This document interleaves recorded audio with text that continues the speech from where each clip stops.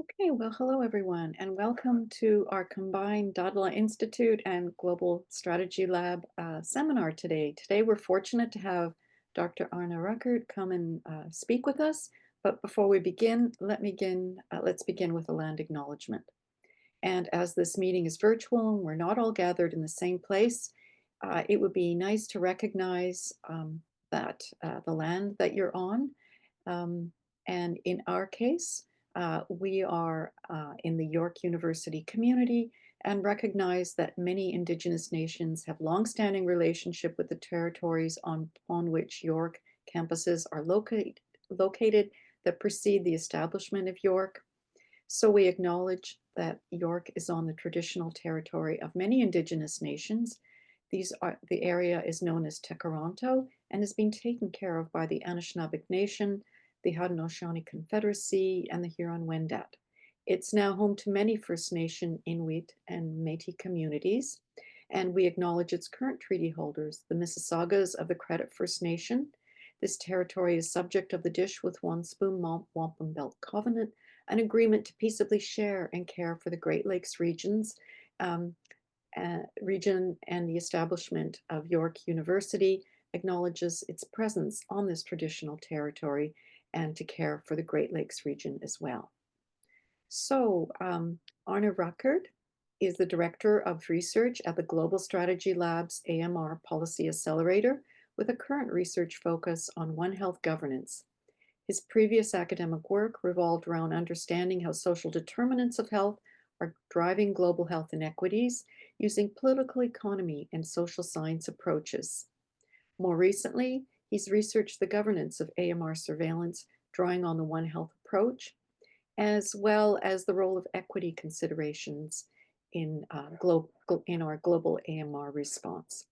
So his talk is titled One Health Governance and AMR, Conceptual Clarifications and Practical Implications.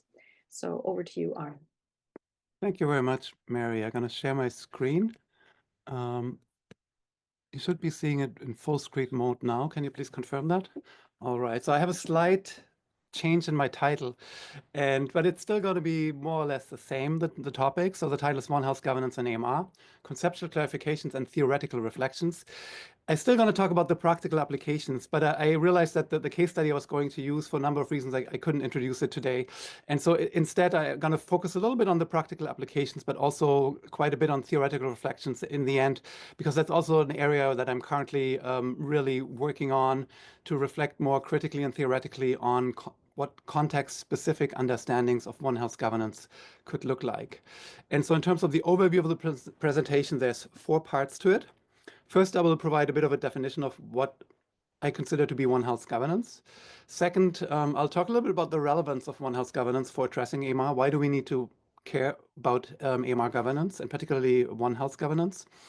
How should we design effective One Health governance? What are the key principles that should inform One Health governance frameworks? And of course, the article that was assigned for the seminar portion of this today's session is essentially a normative conceptual framework about AMR's, the governance of AMR surveillance.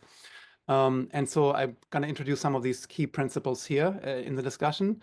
And then I want to provide some reflections on the limitations of existing One Health governance approaches and the need for novel theoretical understandings of One Health governance.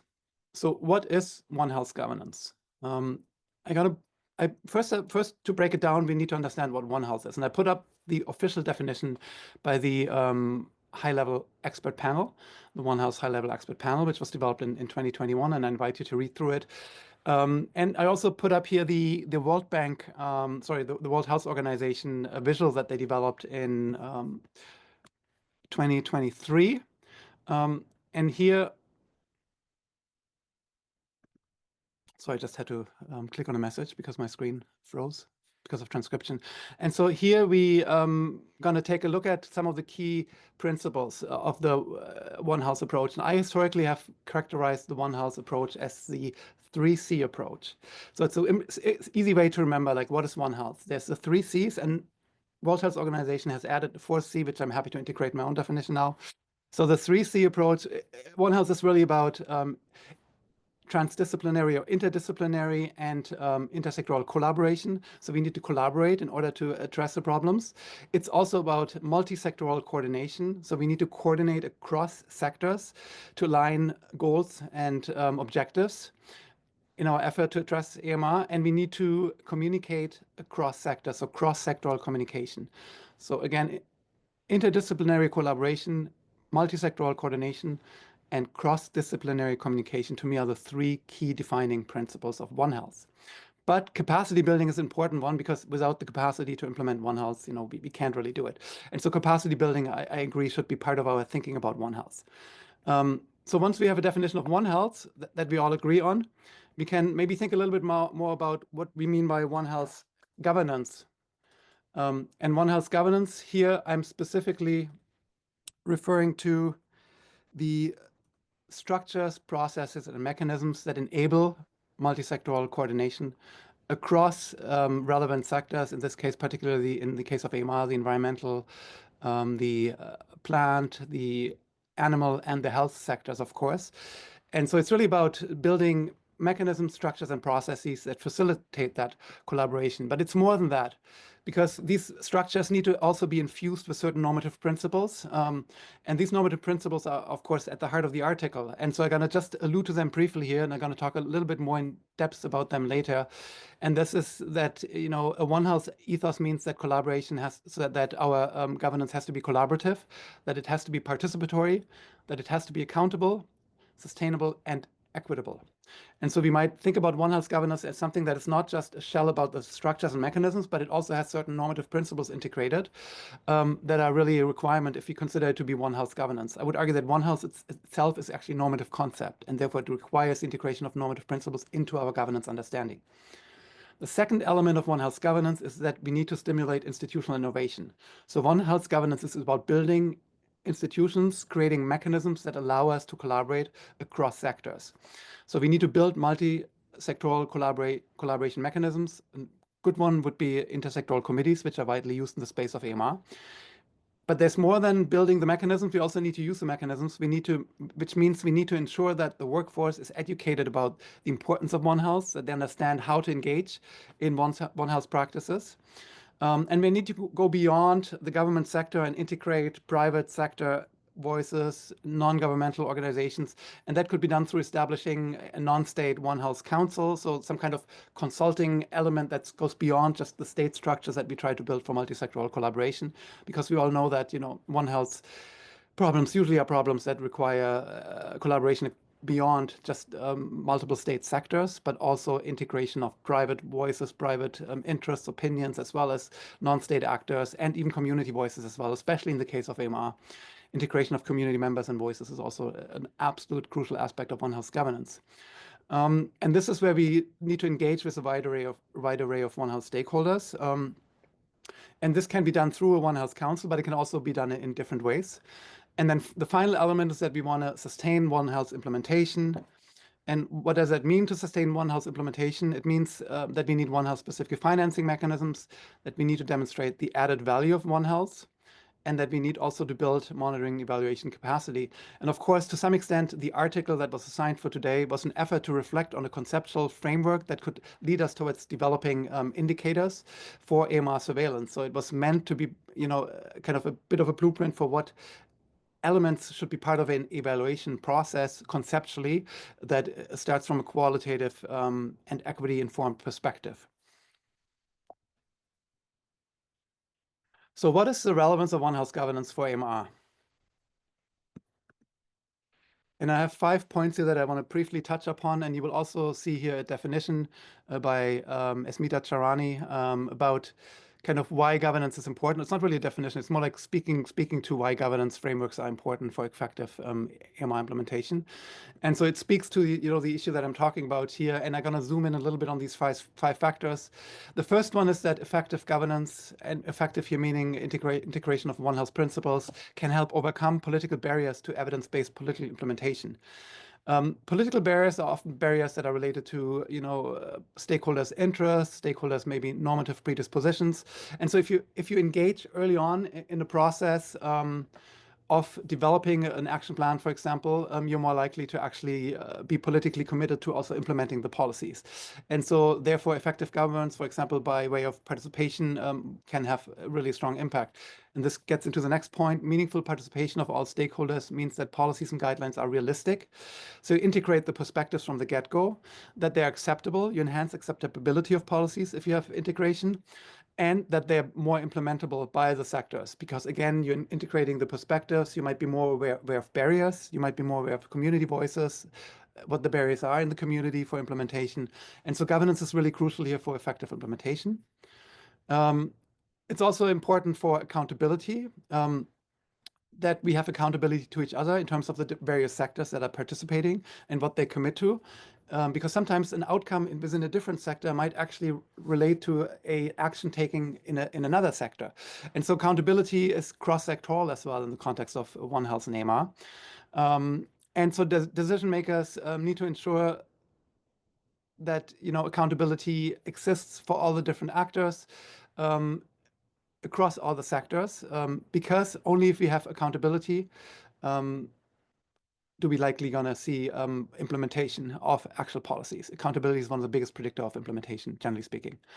The fourth element here is that all sectors understand their specific roles and responsibilities in the collaboration. To some extent, accountability is only possible if you have responsibility, meaning you know what you're able and required to respond to. Responsibility is ultimately the ability to respond. And to have the ability to respond, you need to know what's your responsibility. There need to be clear roles and mandates. And then you can respond to it. And if you don't respond to it, then there can be repercussions and consequences. And so we need to understand the specific roles and responsibilities, which means we need probably like principles of operation, guidelines, and so forth for how to implement policies, and clearly identifying the specific roles and responsibilities of individual actors in the different sectors and how these relate to specific goals that we try to achieve.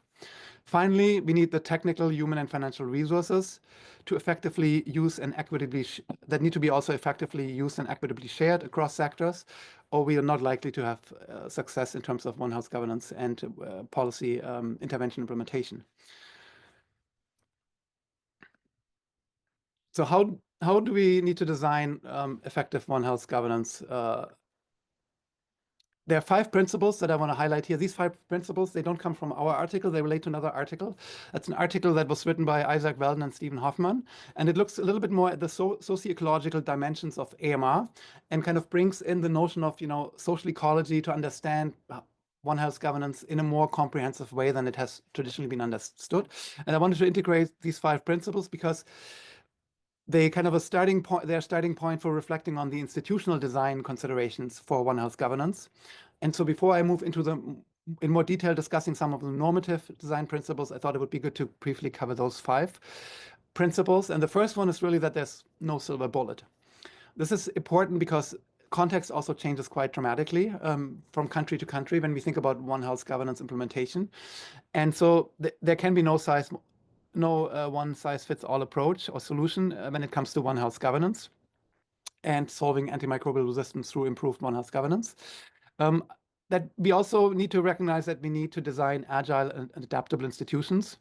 So we need governance systems that can adapt to the changing nature of AMR, not ones that remain static. And this is something that's really important. If you look at bibliometric analyses of AMR, there's a huge amount of literature that is accumulating, and there's constant novel knowledge about what is effective in terms of AMR implementation. And so the governance system needs to respond to this evidence that is kind of shifting in real time. And this evidence, there will be a good way to do that because we are about to have an independent panel developed globally. And so this independent panel will be able to feed kind of ongoing evidence into this One Health governance process. And so coordinating, when you think about designing One Health governance frameworks and policies, reflecting on these kinds of tools out there, such as the independent panel, and it doesn't exist yet, but it will exist hopefully by the end of the year. And the way and this could inform kind of changes and adaptations of policies and governance frameworks will become really important. The third one is that we want to diversify practices. It's always a good idea to try multiple things. When we design One Health governance frameworks, we should be experimenting and we should be acknowledging that some of them might fail. We might want to try different frameworks in different contexts to see what works. And so experimentation is always, an important aspect. The most famous quote by my previous boss and mentor was always a quote by Einstein that if you knew what we were doing, it wouldn't be called research. And so we ultimately, it's the same as the implementation. We want to actually do things that we're not quite sure if they're succeeding. Maybe they will fail, but it's important to try these different solutions to be successful in the end. We want to create a living evidence base. This relates to the second point, and I already talked about this, and this is happening globally now. And I feel like when we reflect on intervention and how to design governance frameworks, we can rely on this evidence base going forward. This will probably take a few years to materialize. So in the meantime, we're going to kind of run our own systematic reviews, I guess, and see what's out there. But eventually, this should be really an integrated process where we can draw on the globally developed, consistently developed knowledge that can be informing our design of One Health governance frameworks and AMR interventions. And the fifth point relates to something that I talked about extensively, the importance to involve stakeholders. Stakeholders also in the institutional design, not just in terms of the AMR interventions, but in the institutional design of the governance frameworks themselves. So I want to move a little bit into now some of the key normative principles that were highlighted in the article. And so we're moving from the kind of institutional design considerations to some of the normative design considerations for One Health governance. And I invite you to take a look at some of these principles. And I'm not going to be speaking to all of these in detail. Instead, what I think I'll do is I'll just focus kind of on one principle in particular, the principle of participation, and kind of run through it a little bit in the sense that I'm going to talk about why it's important and what kind of impact it has. And to do that, I'm actually going to jump to the next slide. This figure here is really kind of the logic model that's at the heart of the article that you all read, which on the left-hand side, it describes the inputs into the governance domains that then create, and principles that then create certain outcomes. And so to explain a little bit the whole framework that we have developed, I thought I would talk a little bit about participation here, which is one of the key domains. So we have 6 key domains here. And what's important to note is that equity itself is meant to be understood in such a way that it kind of sits around all the other domains. So the error should come out of equity, not go into equity, actually. So that was a conceptual mistake that we didn't catch early enough. And so, of course, there's also the social determinants and social contextual factors that all come in. So there's this environment that also feeds into this, but equity also feeds into it via that wider environment. And so you have these inputs and then the domains and the outputs. And for participation, for example, the inputs that we identified through the literature, scoping literature review, were the importance of political will and commitment, that if you have really strong political will and commitment, you're more likely to get meaningful participation, and therefore you're more likely to get greater legitimacy and credibility, for example. So the arrows here that flow, they show, political will goes to participation, and then it goes from participation to increased awareness to all 4, actually. The political will one goes to all 4. And so you can kind of trace the connections here logically using that logic model. And this is all based on the evidence in the scoping review, of course. So we have political will, which is an important one. We have identification, engagement of stakeholders. And I should highlight here that early engagement is really one of the key factors. And early engagement is important because when you engaged early on, you really feel a sense of ownership, right? If somebody gives you a project later on in the process, or like gives you a governance framework and asks you to contribute to it and it's already set, you don't really feel the same sense of ownership than when you're invited early on to actually start conceptualizing the basic parameters of that framework. And so One Health governance, therefore, it's really important to invite stakeholders early on in the process of designing frameworks, designing interventions, and requires early engagement. The third element here is training, education, and networking opportunities. Training is important because if you're not trained, if you don't understanding the importance of why you would want to engage, you don't engage. And so understanding the importance of One Health is a really important precondition for people wanting to engage. And so these factors here, you can trace these throughout the article on all these dimensions, and they then translate within the domains into specific outcomes. For identification, for example, the identification engagement of stakeholders goes mostly into management here. It also goes into accountability. So you can trace it yourself, and then you find the evidence pieces in the article. So I don't want to speak to any more of these. Instead, I think I'm going to move forward now. Briefly speaking on some of the current limitations, and then I want to start asking you a few questions and invite some feedback before I continue to then provide some more theoretical reflections. And in terms of the limitations, the main limitations that I can see right now are really related to the existing tools and how the existing tools are kind of very generic and very one size fits all.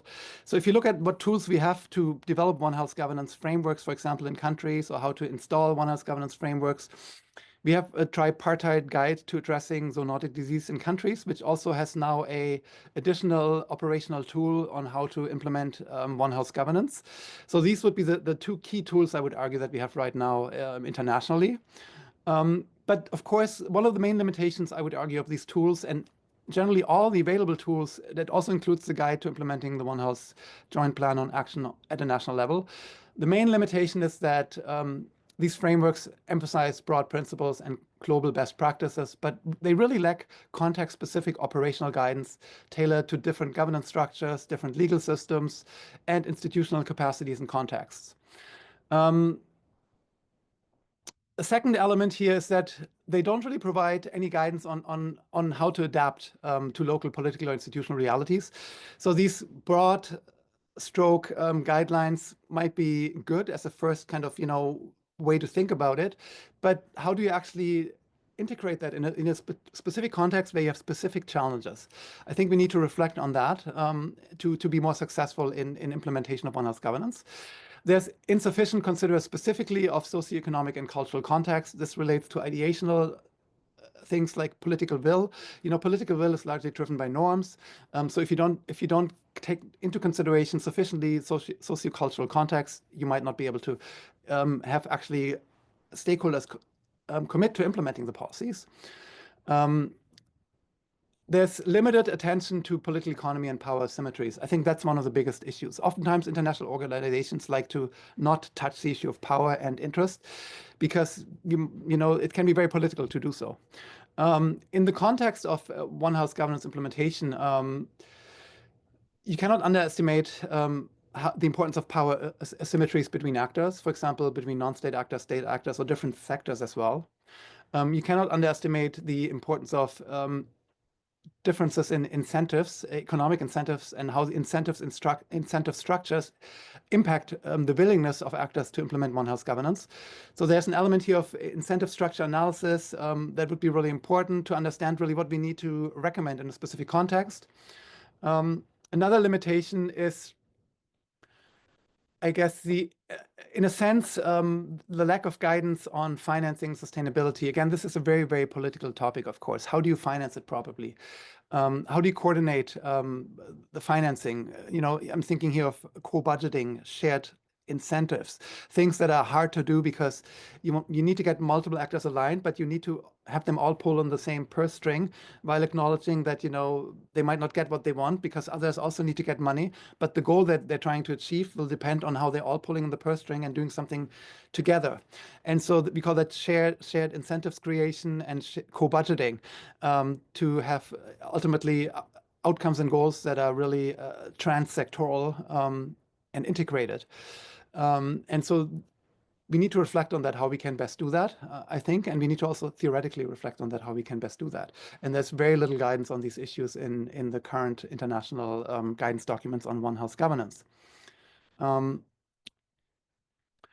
Okay, so before I now start kind of reflecting on like a theory, what does this mean if you want to theorize about One Health governance?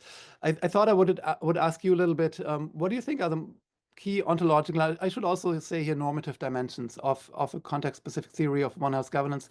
And more so, what are the key considerations just in terms of One Health governance, like the key principles? Like, having read this article, I want to kind of open it up rather widely. What are the key things that you take? So in terms of the normative principles, in terms of the ontological dimensions, and ontology here referring to kind of the key factors. If you have a theory, you try to explain outcomes by drawing on key factors, and these key factors would be, in a fancy way, called the ontological dimensions of a context-specific theory. So that would be my first question for you. And I'm going to stop sharing my screen for a minute so we can see each other, because otherwise I won't see you here. And I'm going to remove the spotlight maybe. And wanted to see if somebody really wants to come in here. What is the key principle that you take away from this article, either for your own work, for your own reflection? Could be a normative principle, or it could be like an institutional design principle. What do you think is the key? And this will, of course, should inform theorization as well. Let's see if we can get a hand going here. It's always difficult in these Zoom meetings. Oh, Liz, are you ready? Yeah, thank you very much. And I found this I found it a really interesting paper. I've spent a lot of time thinking about this and working on this because I used to be in WHO. I've just retired from WHO, where I led the quadripartite team. Yeah. And I think it's the whole focus on getting the right people, not just between sectors, but within sectors. And if we're talking about AMR, it's really important, for example, very often we just think about the surveillance. But Yeah. actually, we need to think about the whole medicines issue, which is probably much more contested, and the whole governance of medicines between sectors is very often quite a big fight between countries. And so AMR is coming into a contested space where we Yeah. need to come together and develop a shared language, which we don't have, shared metrics, shared objectives, and taking things forward. And we are still a long way from that. We have aware that helps that within the human health sector, and we're working with World Organization for Animal Health for taking that forward. But Yeah. I think this thinking about the people, the language, and everything else, but really unpicking it down to that level and thinking how it works and actually who needs to be in the room and who has the power to influence things. And we tend to talk multi-stakeholder engagement, and everybody sort of sits around and sings Kumbaya and does One Health. And you may get a representative of every sector in the room, but it needs to be a person with a very clear mandate, accountability, and the power to influence things. Thanks, Liz. That's a really astute observation, and I agree that participation is also one that I would highlight as, the key principles. I should say that, these principles are actually also mutually constituted. So in a sense, I wouldn't want to create a ranking or hierarchy because they do impact each other. If you think about participation, it impacts, ownership, it impacts how you manage, it impacts collaboration, how you collaborate. And so, these various principles are oftentimes also mutually constituted. But I think participation is really a key one. And I particularly appreciate your emphasis on a shared language. I should say that to develop this framework, we conducted, I think it was 15 expert interviews with a number of stakeholders from international organizations. And one thing that they all highlighted as being a real challenge is the lack of a shared language and shared understanding of some of the key problems. And if we have a better epistemology, that would also help us to come together in terms of how we design interventions and how we design governance frameworks for interventions. And so, thinking about shared understandings and shared language is a really important point. Herman, I'm glad you made it. I'm very honored you're here today. No, come on. Because I really appreciate what you're doing, Arne. So one word that I haven't heard you use, I think, is trust. And I think that is such an important word in all of that, because that's what you try to create with all these things that you have in that diagram. And we can talk about authority, power, and everything, but it doesn't mean anything with One Health if there is no trust. Yeah. So, and one of the things that is difficult to create this trust is this different language that we speak in the different sectors and different thought process because of the education is so different. If human health practitioners and animal health practitioners would be educated together for at least part of the time and would interact with engineers, lawyers, name it, then trust would be easier. But what I see often, even I'm in Alberta, and there's a zoonotic disease problem, and then I find out that the veterinarian in the village and the human doctor don't even know each other, and don't want to know each other, and so that trust for me is very important. Yeah, I think that's a really important comment. And of course, in the article, we do discuss trust. It's one of the mechanisms by which these principles translate into positive outcomes, as you point out. And so trust relates to participation. It relates to, I think participation is probably a really important one, especially early participation, that you actually interact with people and you get to know them. Ultimately, if you don't have that connection, that actually personal connection, oftentimes it's hard to develop trust. And so having that connection, but to have that connection, of course, you have to have, the structures to connect you. And so it's also mutually constitutive in the sense that trust itself, relies on structures, but structures can create trust, and participation can create trust, but you also need trust to have participation. So these things are oftentimes very mutually constitutive and circular, actually, in logic. Roop Shah is next on my speaker list or questions. Go ahead. Hello. Hi. So I'm one of the PhD students from Global Health, and AMR as a topic is quite new to me. But every time I think about it, it feels like such a mammoth of a problem. Like I almost imagine the Hydra from Greek mythology, where you cut off one head and two other heads appear. And it involves so many different actors. Like it involves consumers making choices in the grocery store, patients with their medical behavior with taking antibiotics, doctors prescribing antibiotics, industry partners, agricultural sector. So really, like it is an interconnected system of health domains, and it goes beyond sort of our biomedical conception of health. And just also the complexity of it. So it is like, it almost seems like there needs to be a multi-tiered and multifaceted solution. And as you said, there would be no silver bullet to it. Yeah. Ontologically, I would say sort of the systems thinking aspect, which you, I believe, referenced in the article as well, is really important here. Yeah, the article itself was not started from a systems perspective, because it's not really my conceptual home, but I'm more and more interested in integrating systems perspectives into AMR. I think there's a number of reasons why it makes sense to use systems perspectives. It kind of, it really aligns with this notion of mutual constitution. That's the starting point for systems, that systems are mutually constituted. And you can't really just look at a specific system, but rather you have to look at all the different systems and how they interact with each other. And so inherently, it's a really good starting point for One Health AMR governance, and I've been increasingly thinking about these issues with a systems lens at heart. But the article itself was not really started from a systems perspective of that project. Minakshi. Oh, no, Minakshi. Sorry, I mispronounced that name. Minakshi Das is. Yeah, Minakshi. My name is Minakshi Das, and my takeaways from this article is it's a kind of exploration that how the implementation will be possible in this AMR governance, because at times implementation is not at all easy. So it depends on the local policymakers' influence, socio-cultural perspectives. But I agree that participation of different actors with the intersectional point of AMR governance is very important.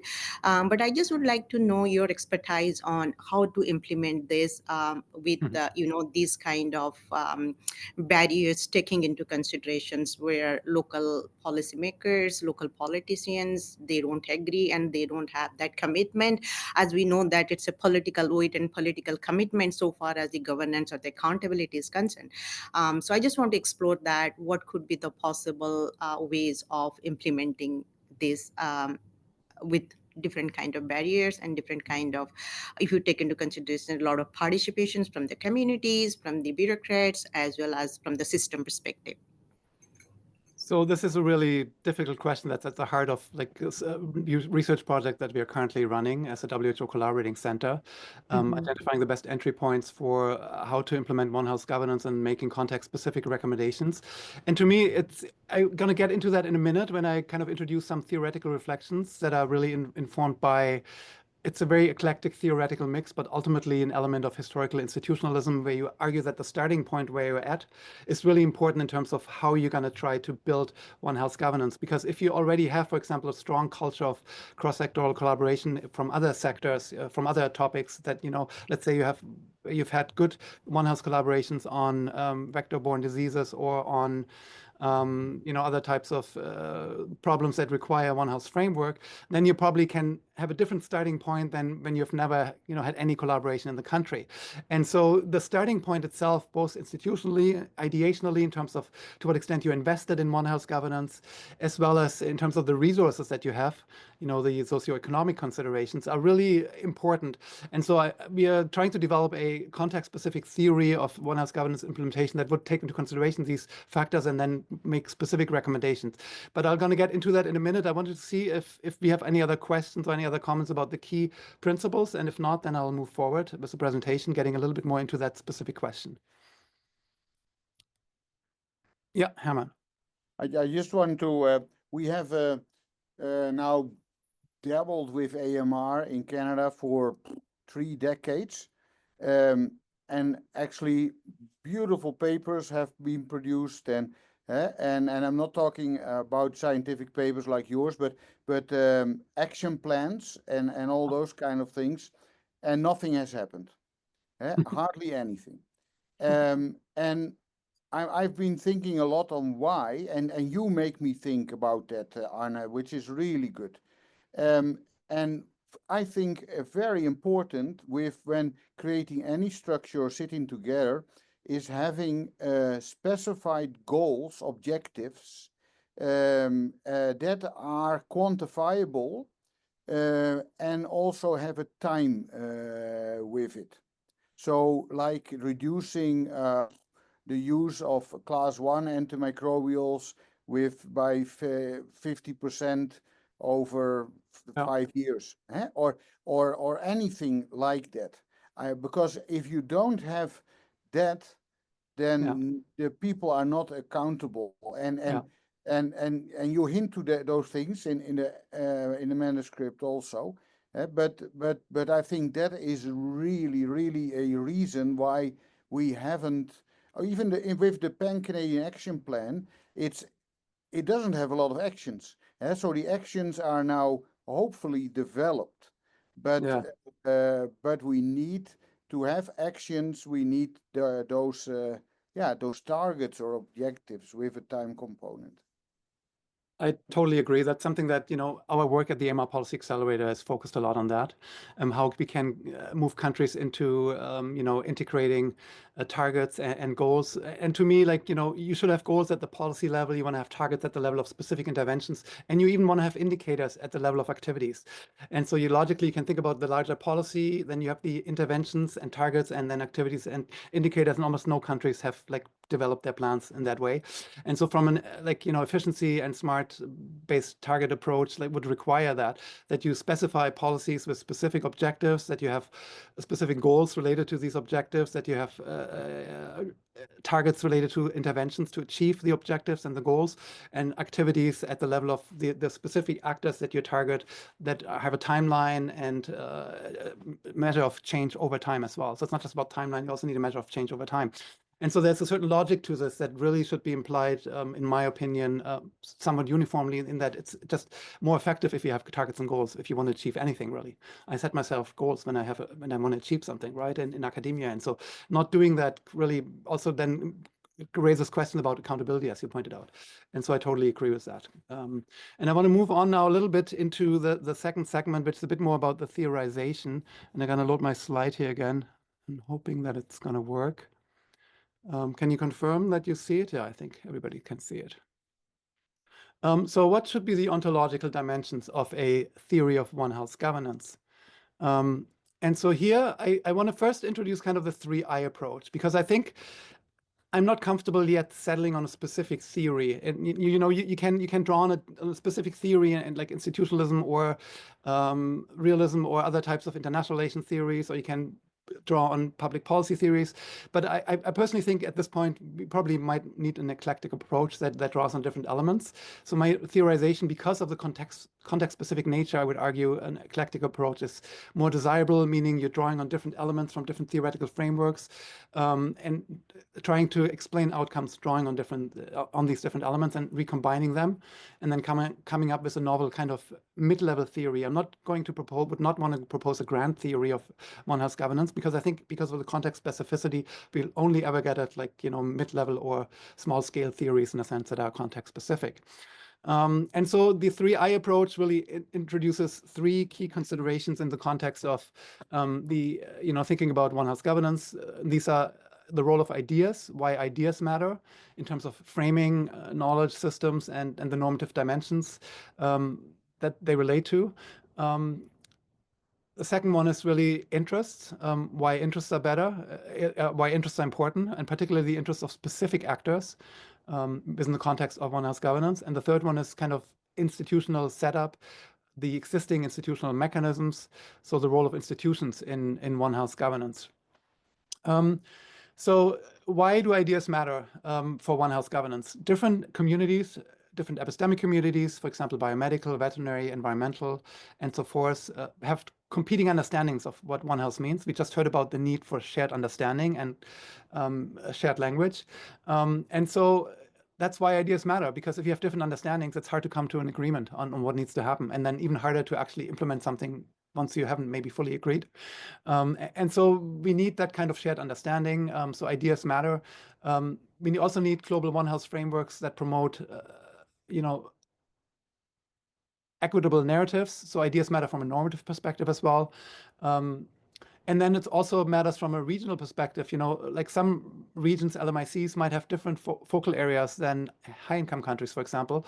And so, what we recommend in terms of governance and AMR interventions might also relate to the specific problems in specific contexts and the ideas that people hold about these problems.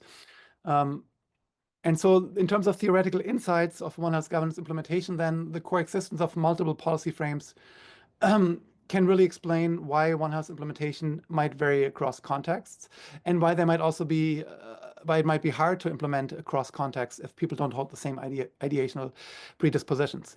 The second one is interests. Why do interests matter? One Health governance is inherently multi-sectoral, meaning there's a whole bunch of actors involved, ministries, private sectors, donors, civil society, and they all have competing and sometimes conflicting interests. And so certain actors might have vested interest in maintaining the status quo, while others might want to drastically change it. On the other hand, there's also political will, which can often be shaped by the benefits of who, by who benefits and who bears the cost of a specific governance setup. And so reflecting on the interests and how interests are impacted by various One Health governance mechanisms and structures will be an important aspect of any theoretical reflection. And then thirdly, we have institutions, which are really the formal and informal rules and governance mechanisms. And these display a certain past dependency. And so this is where the starting conditions come in, because institutional setups, have a certain shape, a certain form, and a certain context, and that matters. A contextual One Health governance theory should integrate political economy analysis and political institutional analysis that reflects the interests and the different institutional realities of One Health governance. And I have 3 entry points here for the theorization that I want to elaborate a little bit more. So the entry points here from a 3I perspective for theorization are such that, to me, there's 3 key elements here. The first one is in terms of ideas. It's the ideational receptivity of One Health governance. And this speaks again to how people perceive the ideas that you're trying to introduce. If there's no receptivity, you're not likely to be successful in implementing One Health governance. And so theoretically, we need to reflect on the extent to which there's ideational receptivity, and the mechanisms we design need to align with this reality. If there's no ideational receptivity, we might not be able to design a mechanism that requires a lot of engagement, a lot of political will. We might want to start with something that doesn't require a lot of political will, and that could be like an easy institutional collaboration which can build trust over time, rather than doing something that will require a lot of trust, for example. Second one, interests. I think in terms of interests, the key question is the interest-based inclination of different actors that are part of One Health governance, so all the One Health stakeholders. What is the interest-based inclination of One Health stakeholders to coordinate and collaborate in the context of One Health governance? Incentive structures are key. We need to understand the incentive structures, so we need a applied political economy analysis.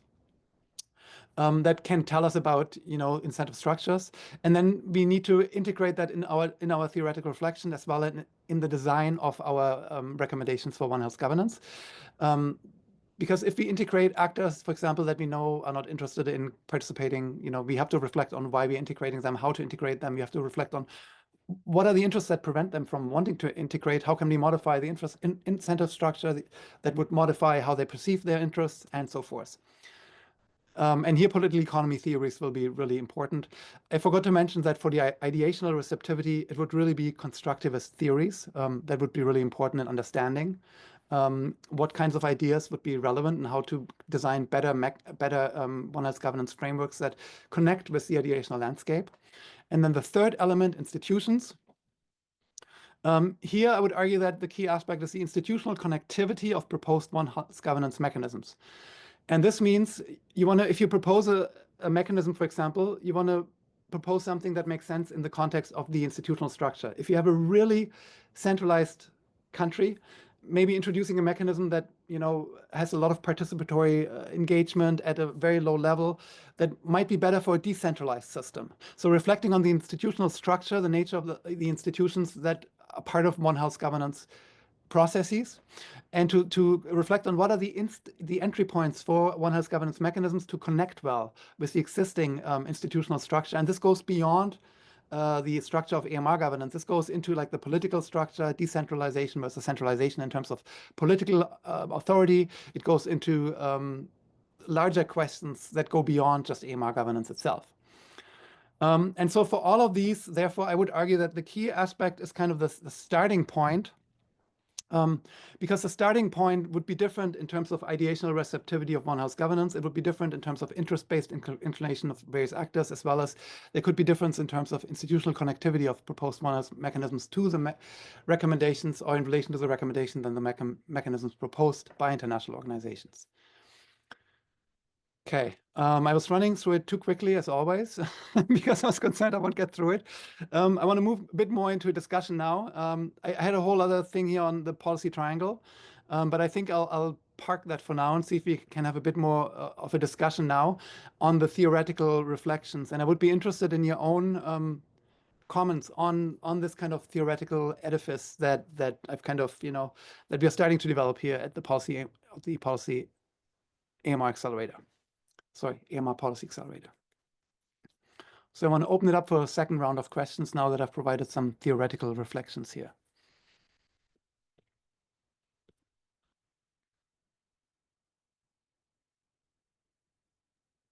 I mean, I'm happy to come in again.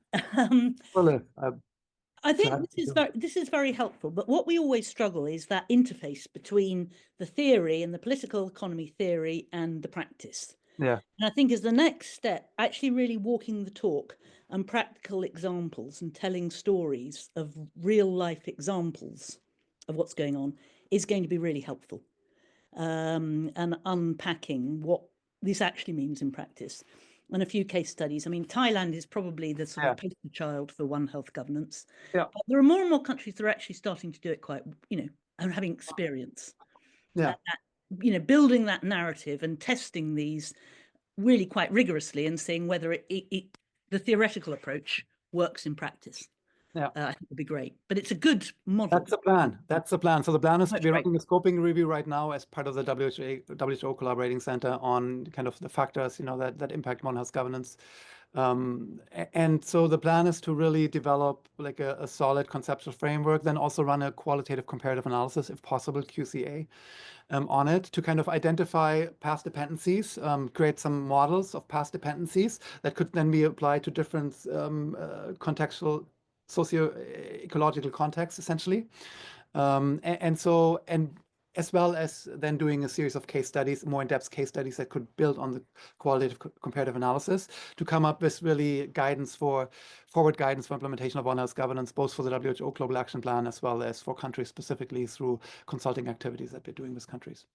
And perhaps really being very clear on what are you trying to achieve with your One Health governance? Because we tend to think it just as a given, but you've got to have something to evaluate things against and test. Yeah. I mean, to me, there's two criteria. There's, are these going to be, is One Health governance effective, and however you define that? I don't think we'll be studying the effectiveness per se, because effectiveness is hard to conceptualize and not often studied actually. So to me, we might take more of a normative approach, where we're particularly interested in One Health governance from an equity perspective. But this is also something to be negotiated, in our collaboration with partners, research partners going forward. And I'm sorry to come in again, but I think course. I think normative is fine, but we spend a lot of time telling countries what they should do. Yeah. Without actually giving them any evidence really as to why it works and what works and what context it is. So I think the more actual evidence we can have, the better. Yeah. The evidence would be partly built, like drawn from the scoping review as well as the QCA analysis. But it is probably the most challenging part of all of this enterprise, when you develop like something like that, like this qualitatively driven, normatively driven, to then like have an evidence base that is under it to really promote it. That's always the challenge. Herman.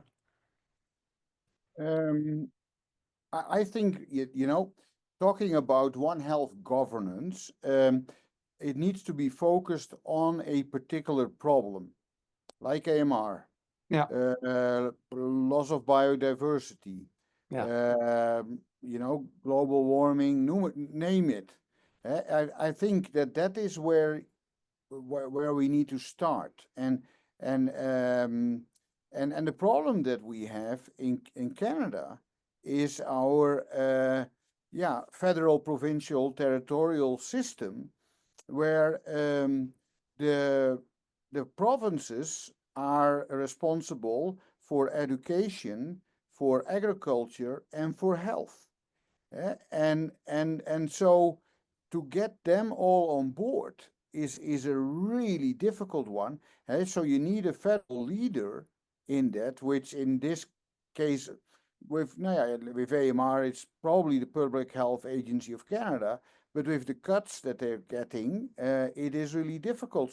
So I'm a bit of rambling, but those are really practical things. I think we really need, and I'm really thinking about Canada now, a One Health organization, and we really need it. But we also need to define what problems that we want to tackle. And I agree. This is where context specificity comes in as well. So it's not just about the context of the country, it's also the context of the problem itself. And AMR has different incentive structures. Like if you think about AMR incentive structures, private sector, it could be very, very different from vector-borne diseases. And if you argue that political economy is important and incentive structures matter, then we have to acknowledge that they're different for different problems. However, to be devil's advocate, I want to say I disagree with you and ask the question to others. Like, this was one of the questions at the end. Is this framework not transferable to other types of issues? Can we not go beyond AMR surveillance to also like what are the lessons for other areas? Can we apply this framework to other areas?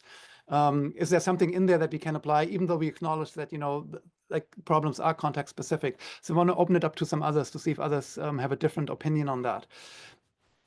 Because when I was thinking about it initially, I was thinking that this should be something that's transferable, that goes beyond AMR. But maybe it's more the ontological structure that's transferable, not the specific findings. So the theoretical reflections might work, but not the specific recommendations for how to implement One Health governance in unique contexts in the space of AMR might have to be really unique. But let's see what others are thinking. Is this something that's really transferable? Like, is this knowledge transferable to other domains, other areas?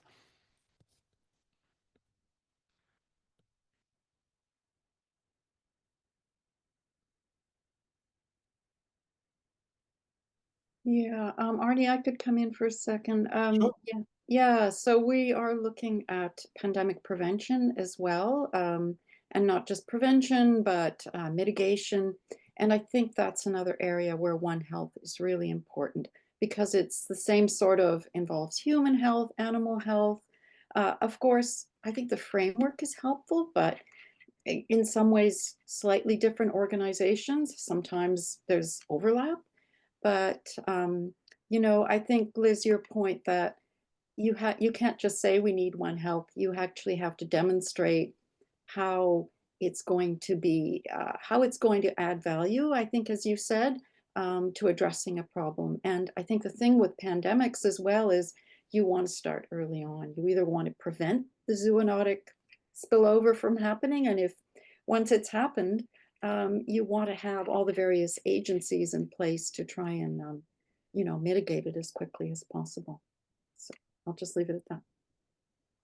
Yeah, I mean, I agree. You know, there's lots of other areas I think where some of the principles, like to me also, like if you think about the normative principles, of course, One Health governance, to me, normative principles are one aspect of it because it goes beyond the normative principles. But to me, they are there. Like One Health itself inherently has a normative commitment. This is what the Lancet One Health Commission calls the One Health ethos. And so the Lancet Commission report is about to be published now, I think. And so, well, actually, no, it will officially come out in May, I believe, but I'm in the process of having it published. And so this One Health ethos itself is at the heart of the, the One Health Commission report. And so to me, these normative principles are transferable. You can transfer them to other areas. But of course, the specific institutional design mechanisms might be different, and how they connect institutionally to the existing landscape will be very different. And so there are some principles that are transferable, but there's also like structural considerations, I think, that are not, or even ideational considerations as well. Some other ideational considerations beyond normative principles that are not transferable. And so this would be my take, that there's, some elements are not transferable.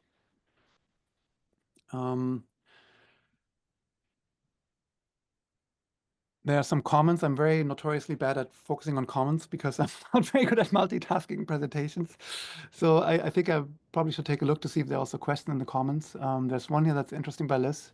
I would suggest that we need an overarching One Health governance structure and thinking, not least because financing and high-level political commitment is required across issues.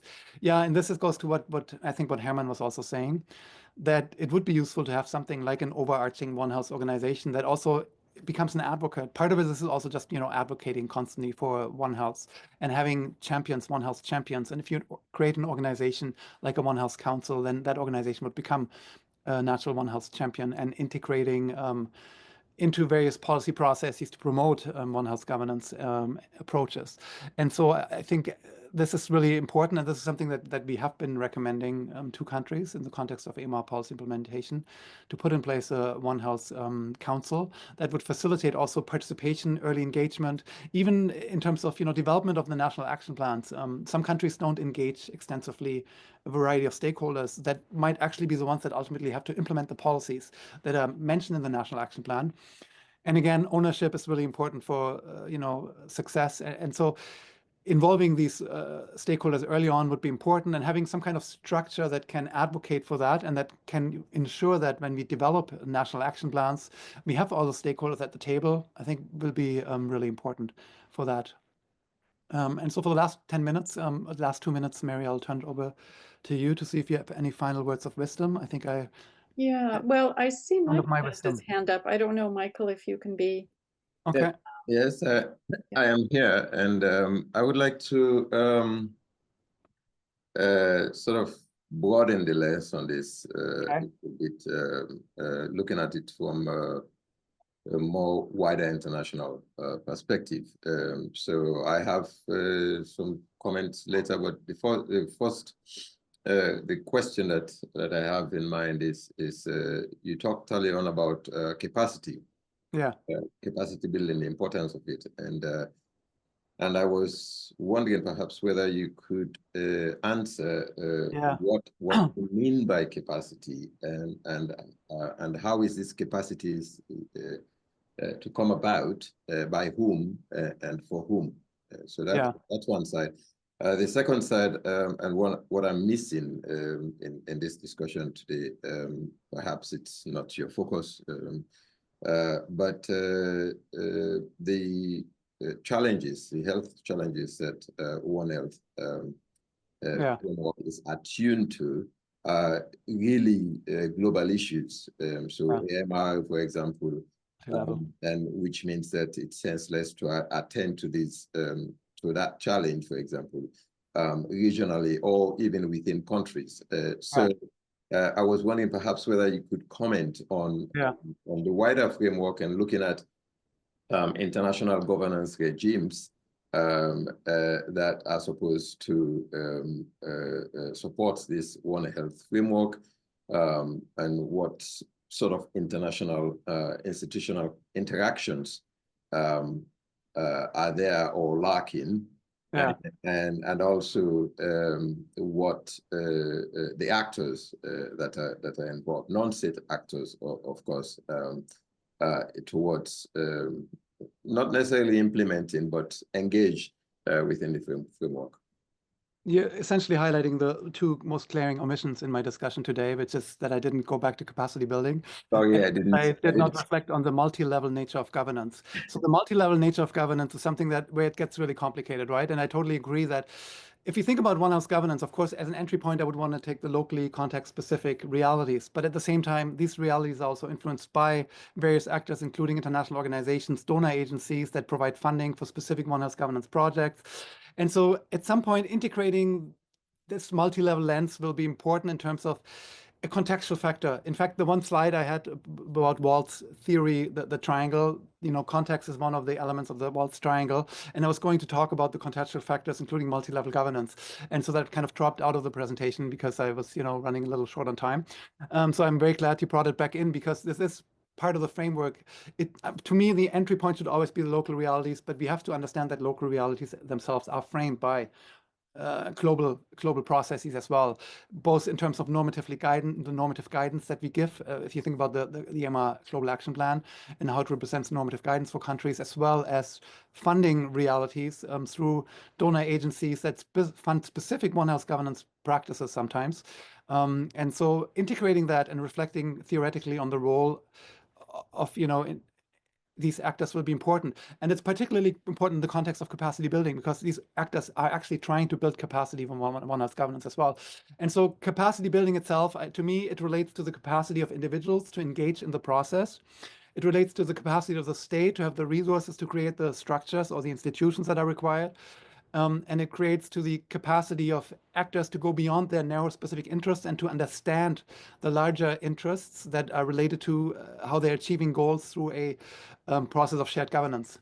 And so in some ways, these ideas could be integrated theoretically as well, but they would require quite a bit of reflection. And I'm not personally sure yet how to integrate the multi-level angle really into that discussion as well. So it's a bit of a cop-out, my response, but I'm aware of the need of these, interactions and theoretical reflections, but I don't really have a solid response for you. Oh, that's okay. Thanks. It's an opportunity for research. Indeed. And we are doing some, in fact, looking at case study countries and compare among them. So, hopefully we have some findings to share in due course. So our time has come to an end. So Arne, I'd like to thank you so much for a really enlightening talk, provocative, and really, I guess, a starting point for, thinking about some of these issues and moving forward on them. So it was my pleasure. It really forced me to think about these issues in a very focused and short time frame, which was great. So yeah, and all the best in your WHO work. Yes. And advice. Thanks a lot. Okay.